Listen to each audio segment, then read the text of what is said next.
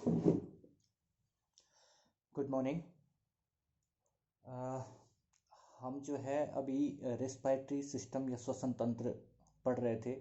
पिछले 2 वीडियो इस पे बन चुके हैं। एक तो रेस्पिरेटरी सिस्टम की एनाटॉमी फिजियोलॉजी पे, और एक जो है प्राणायाम का क्या इफ़ेक्ट है, किस तरीके से प्राणायाम का इफ़ेक्ट है श्वसन तंत्र पे या हमारी जो मानसिकता है उस पर किस तरीके से प्राणायाम काम करता है, ये हमने पिछली वीडियो में देखा। अब जो है रेस्पिरेटरी सिस्टम से रिलेटेड जो डिसऑर्डर हैं, जो विकृतियां हैं, उन पे हम बात करेंगे इस वीडियो में। तो देखते हैं डिसऑर्डर ऑफ रेस्पिरेटरी सिस्टम। पहले तो ये क्लियर हो जाना चाहिए कि डिसऑर्डर क्या होता है और डिजीज़ क्या होती है। तो इसको थोड़ा सा आप समझ लीजिए।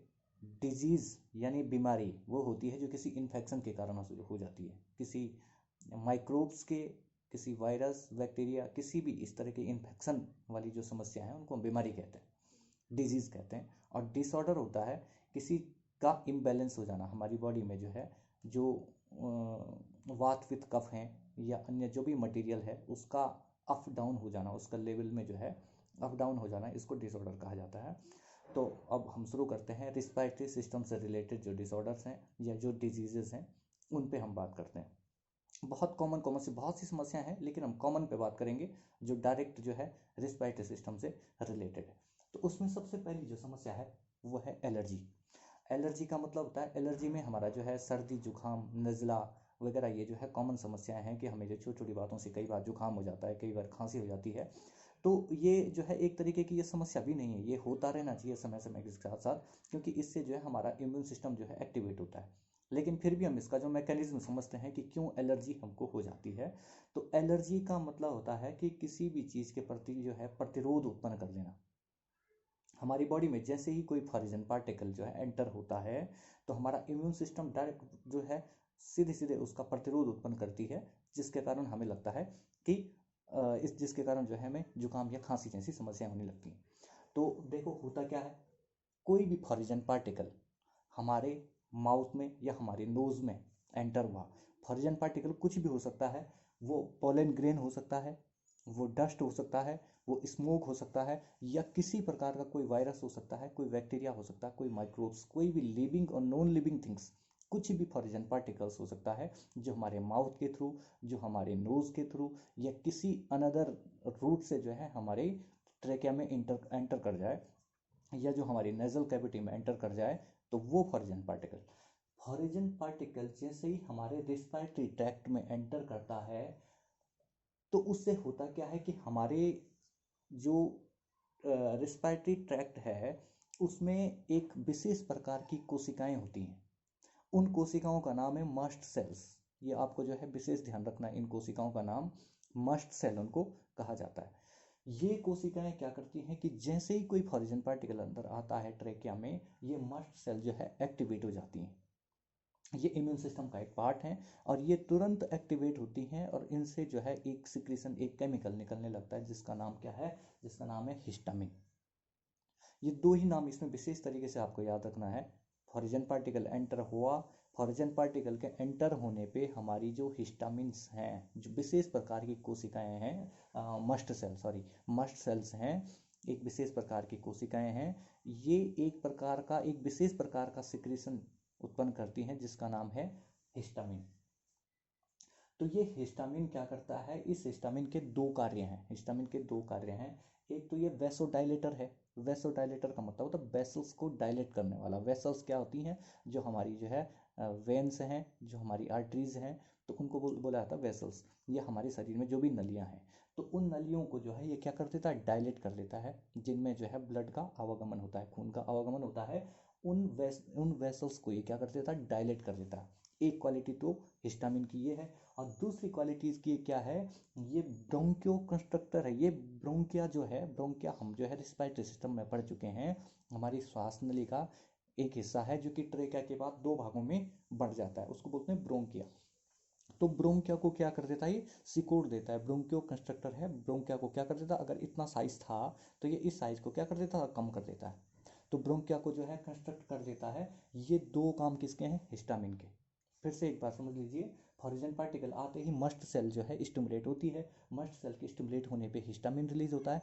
और हिस्टामिन के कार्य क्या है, क्या इसके रिलीज होने से क्या होगा हमारे शरीर के साथ, एक तो जो है वेसल्स डायलेट हो जाएंगे जिनमें ब्लड आता है, वो डायलेट हो जाएंगे एक, और दूसरा जो हमारा ब्रोंकिया है, श्वास नली, ट्रेकिया के बाद जो दो पाइप जो है इधर उधर के लिए कट जाते हैं लंग्स के लिए, वो क्या हो जाते हैं, कंस्ट्रक्ट हो जाते हैं, यानी कि सिकुड़ जाते हैं।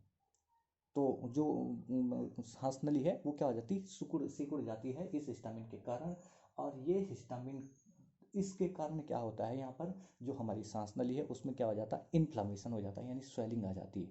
क्यों आती है स्वेलिंग, कि सपोज हमारी ये हमारी जो है सांस नली थी, सांस नली में क्या हुआ कि यहाँ तक एक जो वेसल्स इसमें आ रही हैं, जो छोटी छोटी खून की जो नलियाँ आ रही हैं, वो तो डायलेट हो गई, जो पहले इतनी थी, जो खून वाली जो नलियाँ तो इतनी थी और वो इतनी हो गई, उनके डायलेट होने के कारण जो है क्या हो गया, यहाँ ब्लड फ्लो इंक्रीज हो गया। और दूसरा ये क्या है, ये क्या हो जाएगा, इस साइज में कम हो जाएगा। तो कम होने के कारण क्या होगा, यहाँ पर जो है ये क्या करेंगे, ये जो ब्लड वेसल्स हैं इनसे जो है प्लाज्मा यहाँ जमा होने लगेगा। तो प्लाज्मा जमा होने के कारण क्या हो जाएगा, यहाँ पर इन्फ्लामेशन यानी सूजन आ जाएगी। तो सिंपल सी बात है, इतना कॉम्प्लिकेटेड हमको नहीं लेना है।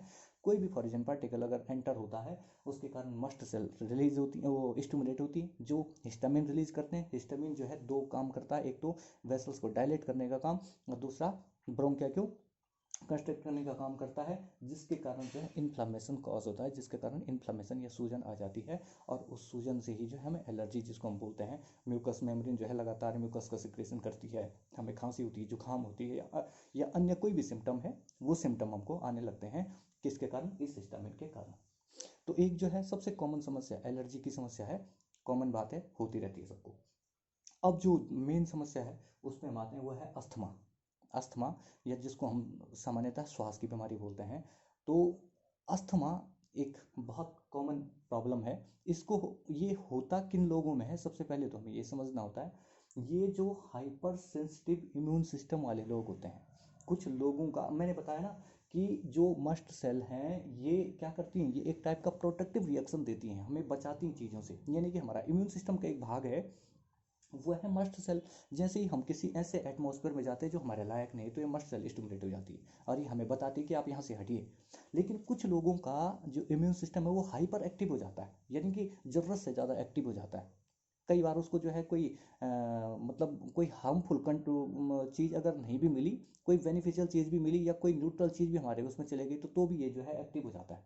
तो हाइपर, एक इसमें आपको यही ध्यान रखना है, पहला शब्द कि अस्थमा जो है हाइपर सेंसिटिव इम्यून सिस्टम वाले जो लोग होते हैं, ऐसे लोगों में ज़्यादा होता है। हाइपर सेंसिटिविटी के कारण, हाइपर सेंसिटिविटी के कारण ऐसा होता है कि थोड़ी सी भी हवा लगी और तुरंत जो है जुकाम हो गया, ऐसे लोगों को। तो ये जो है हाइपर सेंसिटिव इम्यून सिस्टम, ऐसे सिस्टम को कहा जाता है। दूसरा, अब देखो होता क्या है, वही पूरा चलेगा जो ऊपर चल रहा था। पोलन ग्रेन आया, पोलन ग्रेन यानी बाहर से कोई भी पार्टिकल, चाहे वो डस्ट हो सकता है, वो स्मोक हो सकता है, वो कुछ भी हो सकता है। तो पोलन ग्रेन आया, ये एक जो है आईजीई है, जो इसमें हमारी जो सांस नली है उसमें होता है।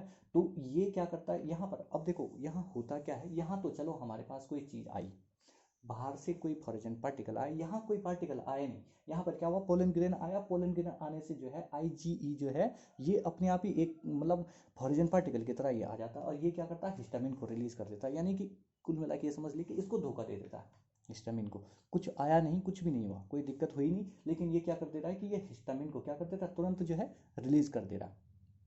ये आईजीसी क्या कर रहा है, आईजीई क्या कर रहा है, ये मस्ट सेल पे बैठ जाता है, मस्ट सेल तुरंत इसके खिलाफ रिएक्शन देती है और ये हिस्टामिन रिलीज होने लगता है। हिस्टामिन रिलीज होने लगता है तो सेम प्रोसेस वहाँ पे क्या हो जाता है, इन्फ्लामेशन हो जाती है, यानी कि जो सांस की जो नली थी उसमें क्या हो गया, इन्फ्लामेशन हो गई। और जो सांस की जो नली थी, जिसको हम जो ब्रोंकिया बोल रहे थे, वो क्या हो गई, उसका साइज बड़ा था तो छोटा हो गया। तो ये जो पूरा जो प्रोसेस है ये अस्थमा का प्रोसेस है। आप समझिए सही से अस्थमा है क्या, दो चीज़ें अस्थमा में, अस्थमा के मरीजों में होता है। क्यों होता है पहले ये समझिए, हाइपर सेंसिटिव इम्यून सिस्टम के कारण ऐसा होता है।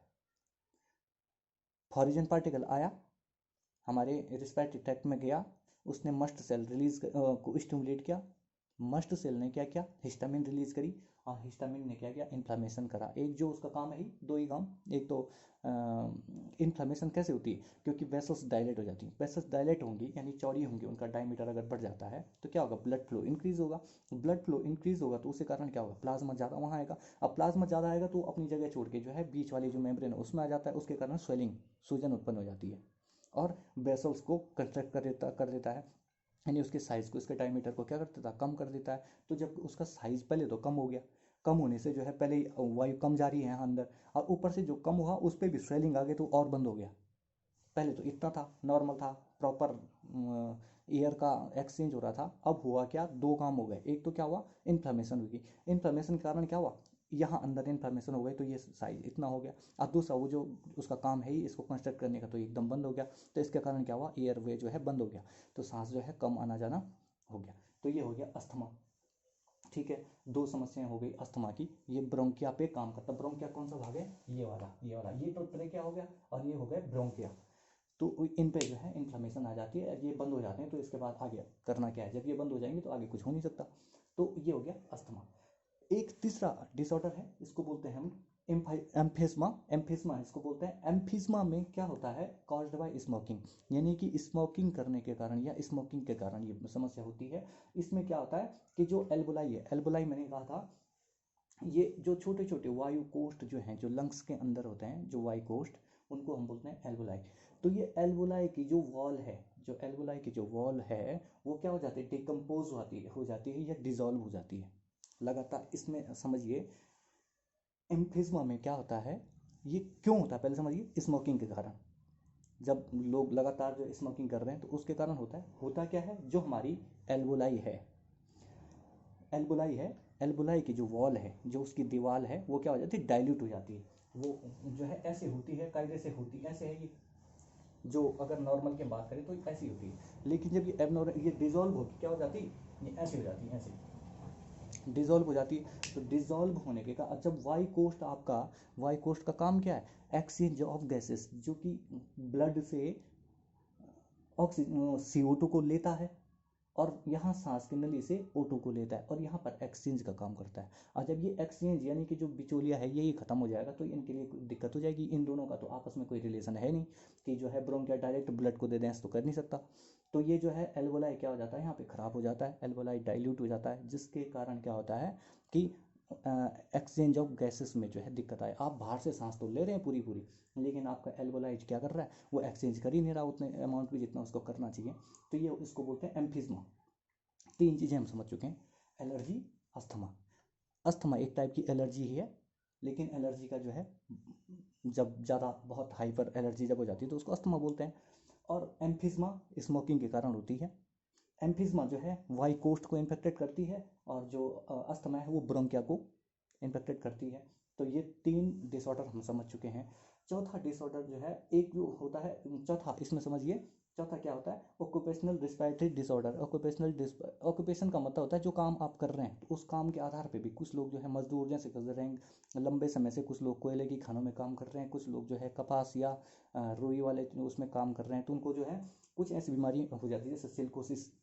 सिलिकोसिस का मतलब क्या था, जो लोग लगातार जो है सिलिका यानी कि मिट्टी या डस्ट वाला जो काम कर रहे हैं, तो वो डस्ट जो है लगातार उनके एयरवे में जो है जाता रहता है, और वो बाद में क्या करता है, ये जो ब्रोंकिया वाला जो क्षेत्र है इसमें पूरा जो है जगह जगह लग जाता है। तो इसके कारण एक तो ये हो गया। दूसरा क्या है, एस्बेस्टोसिस हो गया, ये जो है जो रुई वगैरह का काम करते हैं उन लोगों में हो जाता है। निमोनिया हो गया, जो ठंडे क्षेत्रों में जो लोग काम करते हैं उनमें हो जाता है। तो ये ऑक्यूपेशनल डिसऑर्डर है जो आपके कार्यों को लगातार लंबे साल 20 साल 30 साल से अगर आप एक ही काम कर रहे हैं, एक ही तरह काम कर रहे हैं, तो उसके कारण जो है जो सांस की नलियाँ हैं उन नलियों में जो है लगातार डस्ट हो गया, जो फाइबर हो गया, इस तरह की चीज़ें जमा होने लगती है, जिसके कारण सांस लेने में समस्या उत्पन्न हो जाती है। तो ये चार डिसऑर्डर हैं। और एक विशेष प्रकार का डिसऑर्डर, एक विशेष प्रकार की जो समस्या है जिसको जो बहुत ही ज़्यादा कॉमन आजकल है, वह है COPD। COPD का मतलब होता है, इसका जो फुल फॉर्म है, COPD का फुल फॉर्म जो है वो है chronic obstructive pulmonary disorder. Chronic obstructive pulmonary disorder, इनके शब्दों से ही हम समझ जाएंगे होता क्या है। क्रोनिक, क्रोनिक शब्द का मतलब होता है जो लंबे समय में दो, क्रोनिक शब्द का मतलब होता है लंबे समय से। दो शब्द आते हैं, एक आता है एक्यूट, एक आता है क्रोनिक। एक्यूट का मतलब जो जस्ट अभी हुआ, जो सडन होता है वो होता है एक्यूट। और क्रोनिक का क्या मतलब होता है, जो लंबे समय से हो रहा है। ऑब्स्ट्रक्टिव, ऑब्स्ट्रक्शन का मतलब क्या होता है, रोक देना, किसी चीज़ को जो है रोक देना, लंबे समय से जो है रुकावट उत्पन्न कर देता है। पल्मनरी, पल्मनरी का मतलब क्या है, जो सांस की नलियां हैं या सांस से संबंधित जो ऑर्गन है। पल्मनरी डिसऑर्डर का मतलब है विकृति। तो इस सांस वाली जो नली है उसमें रुकावट आने की, लंबे समय से जो है धीरे धीरे जो है रुकावट आने की जो परिस्थिति, इसको कहा जाता है COPD।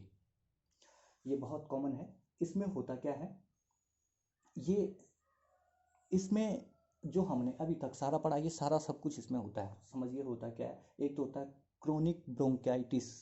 क्रोनिक ब्रोंकाइटिस का मतलब क्या होता है कि जो आपका ब्रोंकिया है उसमें थोड़ा थोड़ा जो है इन्फ्लेमेशन आने लगती है, और एक टाइम पे वो इन्फ्लेमेशन ज़्यादा हो जाती है। तो ब्रोंकाइटिस का मतलब ब्रोंकिया में इन्फ्लेमेशन आना, ब्रोंकाइटिस।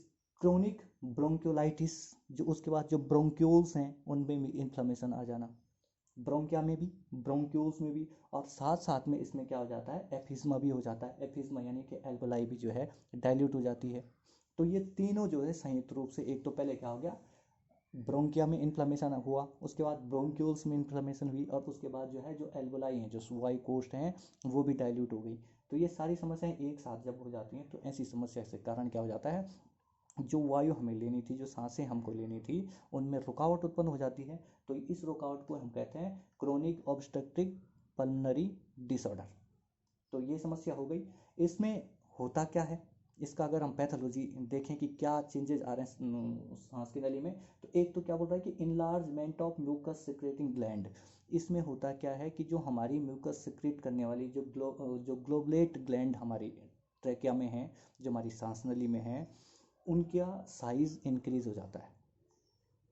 जो म्यूकस मेम्ब्रेन, जो म्यूकस को सिक्रेट करने वाली जो ग्लैंड्स हैं, उनका साइज क्या हो जाता है, इंक्रीज हो जाता है। एक दूसरा क्या होता है, increase the number of goblet cell. जो ग्लोबुलेट सेल्स हैं उनकी संख्या भी बढ़ जाती है। यानी कि एक तो म्यूकस मेम्ब्रेन जो जो म्यूकस का सिक्रेशन कर रही है वो सेल, उनका साइज बढ़ जाता है। दूसरा उनकी संख्या भी बढ़ जाती है।